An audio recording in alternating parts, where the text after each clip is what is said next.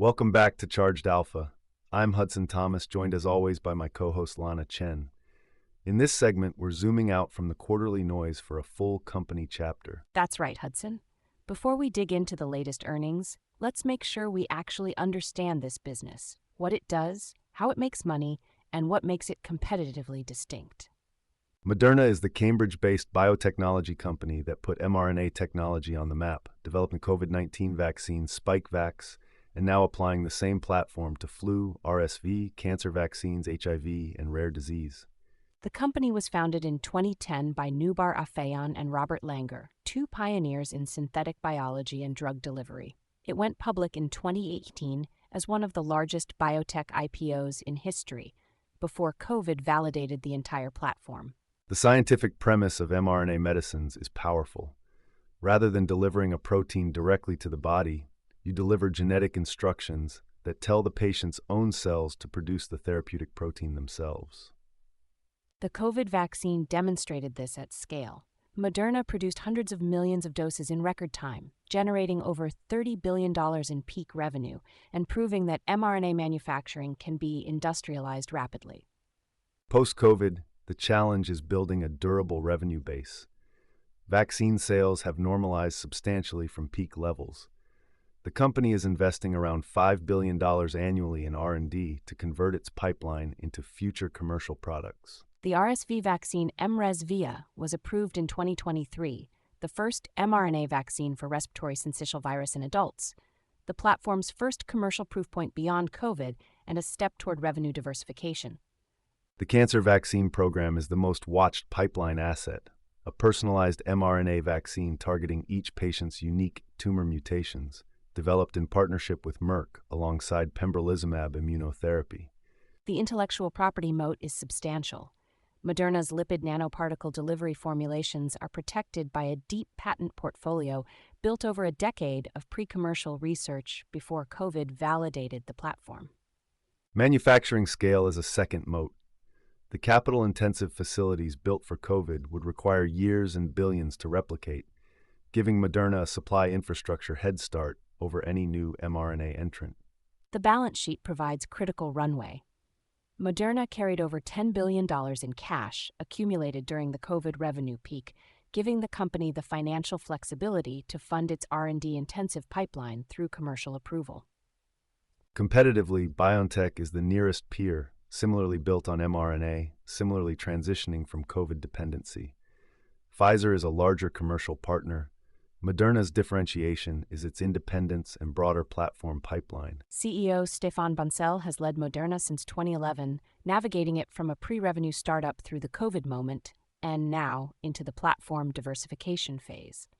His scientific and commercial conviction in mRNA has defined the company's direction.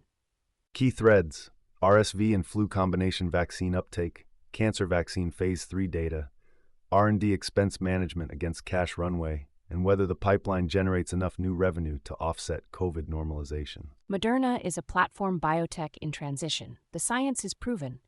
The challenge now is converting a broad pipeline into durable commercial revenue before the COVID cash cushion thins further. That's the company chapter for Moderna.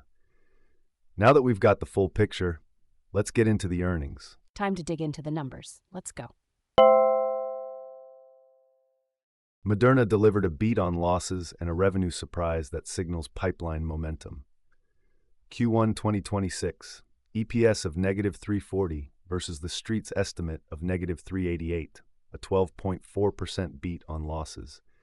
Revenue of $400 million jumped 55% year over year as respiratory and new pipeline sales surprised. This is Charged Alpha. Let's break it down. Moderna is a clinical-stage biotechnology company that became a household name with its COVID-19 mRNA vaccine, market cap of $18.3 billion, a fraction of its peak. The company is deploying mRNA technology across influenza, respiratory syncytial virus, cancer, cytomegalovirus, and rare disease programs. The technology platform is the thesis. COVID was proof of concept. The bear case on Moderna is a simple cash burn narrative. The company is spending roughly $2 billion annually on research and development across 20-plus programs. At the current burn rate, The $7.5 billion in cash provides a runway of approximately 3 to 4 years without additional revenue or financing. Every pipeline milestone that hits adds runway. Every delay shortens it. Let's walk the income statement. Revenue of $400 million grew 55% year over year. The street expected roughly $330 million, so the 18% top-line surprise drove the enthusiasm. COVID vaccine sales contributed, but the bigger driver was early commercial revenue from the updated RSV vaccine rollout and modest flu franchise contribution. On costs, Moderna continues to invest aggressively in manufacturing capacity optimization and pipeline R&D. The net loss of negative $3.40 per share reflects this investment phase. Crucially, operating cash flow for the trailing 12 months is essentially break-even at negative $100 million. The company has managed its burn rate meaningfully below consensus fears. Balance sheet. Moderna holds $7.5 billion in cash with only $600 million in total debt. The net cash position of $6.9 billion is the primary investment security for bulls. It means Moderna can sustain its pipeline through its most critical upcoming PDUFA dates without equity dilution in the base case. This is a rare luxury for a company with negative operating cash flow. The mRNA 1010 flu vaccine is the nearest term catalyst. The PDUFA date is expected in August 2026. If approved, this becomes the first mRNA-based seasonal flu vaccine, an addressable market of $4 to $5 billion annually. First-mover advantages in the flu segment could establish Moderna as a multi-vaccine household brand beyond COVID. Wall Street sentiment reflects the binary nature of the catalyst-driven story. 4 buy ratings, 17 holds, 3 sells. The average price target of 38.43 is actually below where this is going if the flu vaccine gets approved, but that optionality isn't reflected in consensus because the approval is not yet base case for most models. The sell camp believes the COVID cliff and cash burn are existential. Valuation on a traditional basis is meaningless for pre-profitability biotech. The relevant framework is cash per share, roughly $19, plus pipeline net present value. With a market cap of $18.3 billion against $19 in cash per share, the market is effectively saying the entire pipeline is worth negative cash. That's the bull opportunity. The flu PDUFA in August is the linchpin. Approval would trigger label expansion discussions, commercial launch planning, and likely a wave of analyst upgrades. Analysts at Wedbush and Leerink have the highest price targets in the high 50s, anchored to a successful flu launch scenario. Bears at Morgan Stanley and Citi maintain underperform, citing COVID revenue cliff risk and competitive pressure from AstraZeneca and Pfizer. Beat and raise on negative EPS is unusual. Most quarters are about managing loss magnitude. Moderna's 12% beat on the loss line signals better than expected commercial execution on existing products and tighter cost control. The revenue surprise was more significant, 55% growth where 33% was modeled, driven by pipeline product sales earlier than expected. The bull case rests on 3 pillars.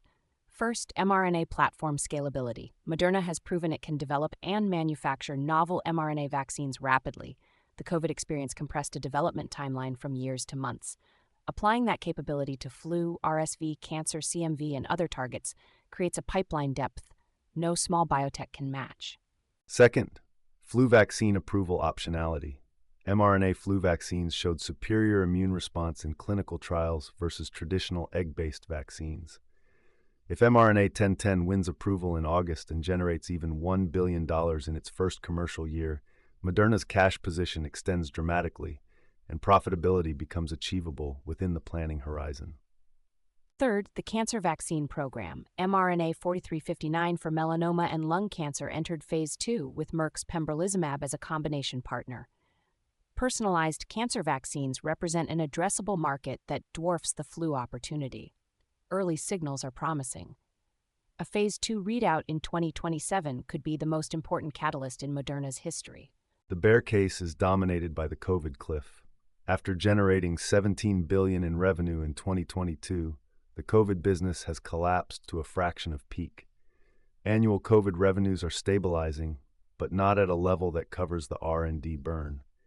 Every quarter without a new commercial launch is a quarter of cash consumption. Second, patent litigation overhang. The Arbutus settlement signals that Moderna's mRNA delivery patents may be more vulnerable than management suggested at IPO. If additional patent challenges succeed, licensing costs could materially reduce future product economics across all mRNA programs. Third, clinical trial execution risk. Moderna has 20-plus programs in development. Each one carries Phase 2 and Phase 3 failure risk. The pipeline breadth is also the concentration risk.